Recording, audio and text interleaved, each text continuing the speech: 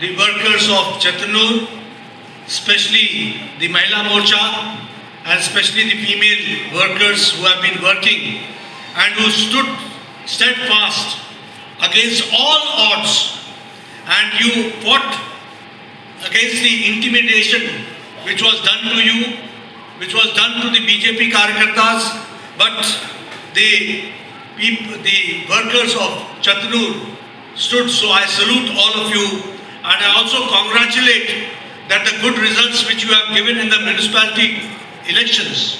We have won the Thiruvananthapuram Municipality Corporation, we have won the Palakkad Municipality, and we have also won the Tripunithura, the municipality, and many ward members have also won.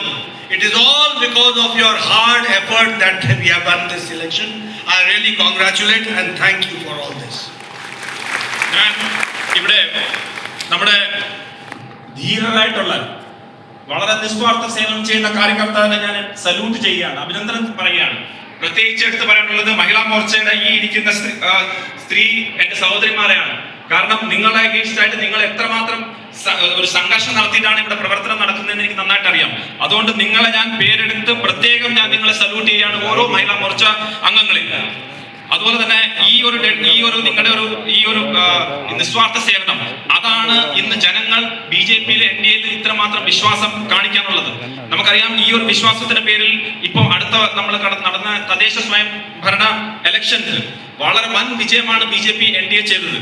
നമുക്ക് ആദ്യമായിട്ട് Thiruvananthapuram municipal corporation നമ്മൾ ആദ്യമായിട്ട് നമ്മുടെ അവിടെ government വന്നു, നമ്മൾ ആദ്യമായിട്ടാണ് ചെയ്തത്.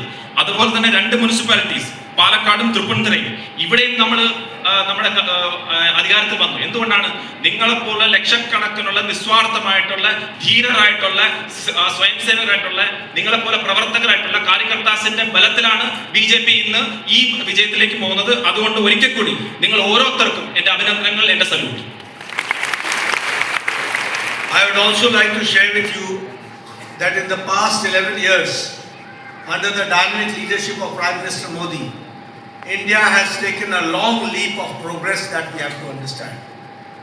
As far as the Indian government under the dynamic leadership of Prime Minister Modi is concerned, we are now the 4th largest economy in the world, and we should understand that very soon we will be becoming the 3rd largest economy of the world. I would also like to share that in all countries, the price and the inflation has gone up because of the West Asia crisis, because of the Middle East problem, but because of the Iran, America and Israel conflict.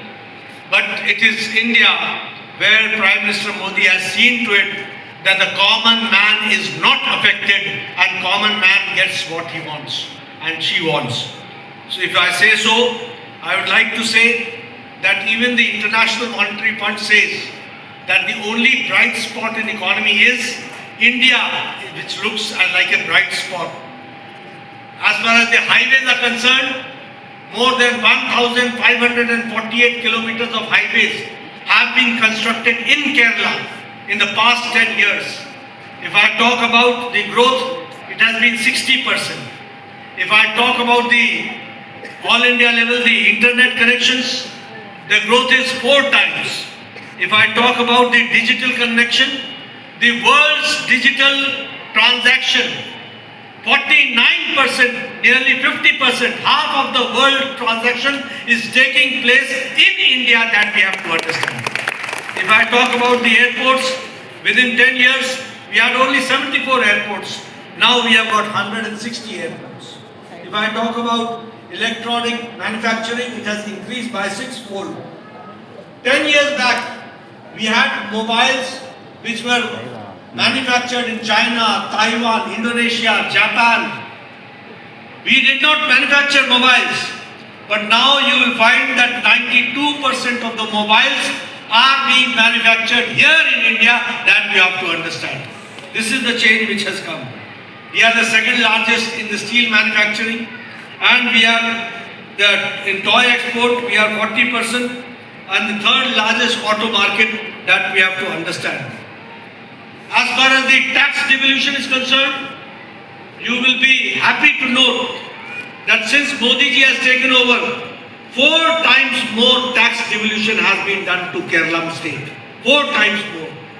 If I talk about grant in aid, it is 6 times more than the UPA government, that the tax, that the grant in aid has been given to the state of Kerala. I talk about the Bharat Mala Pariyojana, more than 1,126 kilometers of highways, national highway corridors have been made. 6-lane Kozhikode bypass, it slashes the travel time, that we have to understand. In railways, the budget has been increased by 10 times.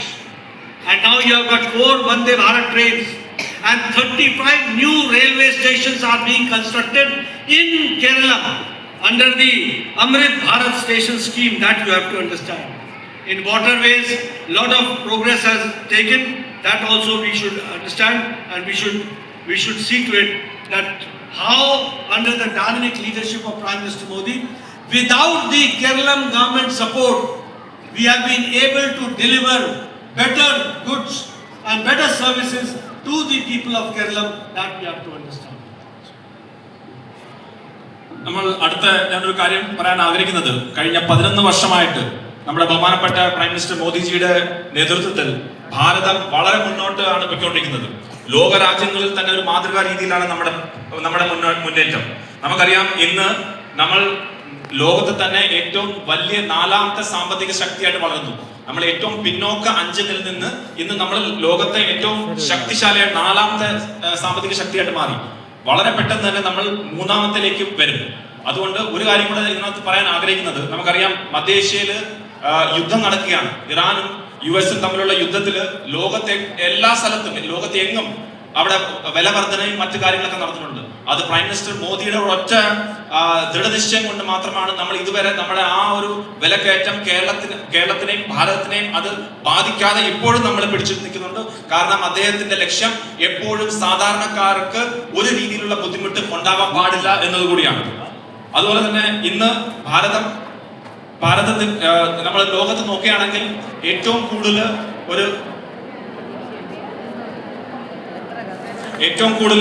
ഒരു പ്രത്യാശ ഉള്ള ഒരു economy അല്ലെങ്കിൽ സാമ്പത്തിക ശക്തി എന്ന് പറയുന്നത് കേരളം, ഭാരതം തന്നെയാണ്. നമ്മൾ ഹൈവേസിന്റെ, ദയവേത് നിങ്ങൾ സംസാരിക്കാതെ വന്നിരിക്കണമെന്ന് അഭ്യർത്ഥിക്കുകയാണ്. ബഹുമാനപ്പെട്ട മന്ത്രിജിയാണ്, നിങ്ങൾ ദയവേത് സംസാരിക്കാതെ നമ്മൾ അച്ചടക്കത്തോടെ വന്നിരിക്കണം എന്നുള്ളൊരു അഭ്യർത്ഥനയാണ്.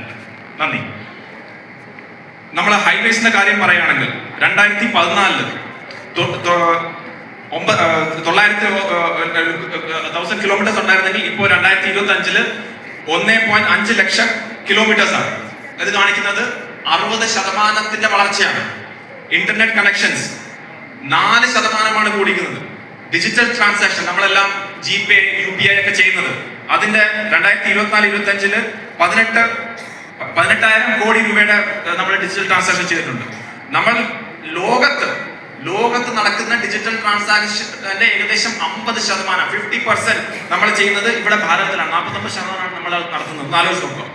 അതുപോലെ തന്നെ എയർപോർട്ട് 2047 തൊട്ട് 2014 വരെ UPA സർക്കാർ കഴിയുന്നത് വരെ വെറും 74 എയർപോർട്ടുകളെ ഉള്ളായിരുന്നു. എന്നാൽ കഴിഞ്ഞ 10 വർഷത്തിനുള്ളിൽ ആ 74 നിന്ന് 160 എയർപോർട്ട് ഇന്ന് ഭാരതത്തിലുണ്ട്.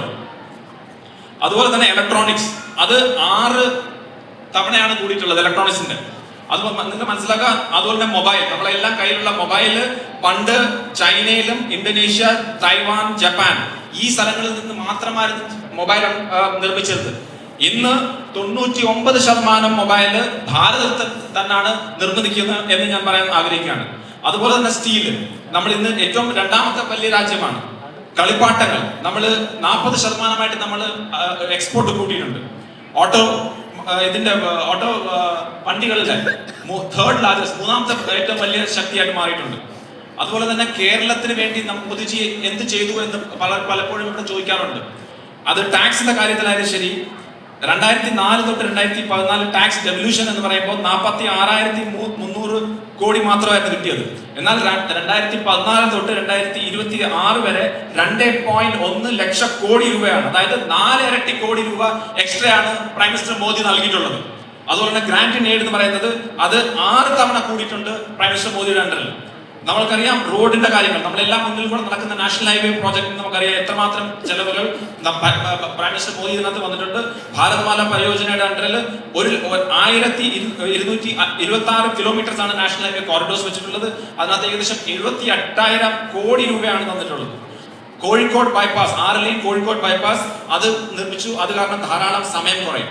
ഇനി റെയിൽവേസിന്റെ കാര്യം പറയുകയാണെങ്കിൽ, റെയിൽവേസിന്റെ കാര്യം UPA സർക്കാരിന്റെയും നമ്മുടെ സർക്കാരിന്റെയും കൂടെ കമ്പയർ ചെയ്യുകയാണെങ്കിൽ 10 തവണ കൂടുതൽ മോദി സർക്കാരിന്റെ അണ്ടറിൽ നമുക്ക് റെയിൽവേസിന് വേണ്ടി അനുവദിച്ചിട്ടുണ്ട്. അതായത് 2009 തൊട്ട് 14 വരെ വെറും 372 കോടിയാണ് അനുവദിച്ചിട്ടുണ്ടെങ്കിൽ 2026-27 സമയം വരെ 3795 കോടി രൂപയാണ് അനുവദിച്ചത്. അതായത് 10 തവണ കൂടുതൽ. ഇന്ന് നമുക്കറിയാം കേരളത്തില് 4 വന്ദേ ഭാരത് ട്രെയിനുകൾ ഓടുന്നുണ്ട്. അമൃത് ഭാരത് സ്റ്റേഷന്റെ അണ്ടറിൽ 35 സ്റ്റേഷൻസ് പുതിയതായിട്ട് നിർമ്മിക്കാനുള്ള രീതിയിൽ കേരളത്തിലേക്ക് വരുന്നുണ്ട്. 3 സ്റ്റേഷൻ ഓൾറെഡി അപ്ഗ്രേഡ് ചെയ്ത് കഴിഞ്ഞു, ഷൊർണൂറും കുറ്റിപ്പുറം ചങ്ങനാശ്ശേരി. അതുപോലെ തന്നെ ഇന്ത്യയുടെ ഫസ്റ്റ് മെട്രോ, അത് പ്രധാനമന്ത്രി മോദിജിയായിരുന്നു അത് ഉദ്ഘാടനം ചെയ്ത് 10 ഐലൻഡ് അതിനെ കണക്ട് ചെയ്തിട്ടുണ്ടോ. നമ്മൾ ഇതെല്ലാം പറയുമ്പോഴും ഒരു കാര്യം ഞാൻ പറയാൻ ആഗ്രഹിക്കുകയാണ്, ഇതെല്ലാം കേരളത്തിന്റെ ഗവൺമെന്റിന്റെ സപ്പോർട്ട് ഇല്ലാതാണ് നമ്മൾ ചെയ്യുന്നത് എന്നുകൂടി ഞാൻ അടിവരയിട്ട് പറയാൻ ആഗ്രഹിക്കുകയാണ്.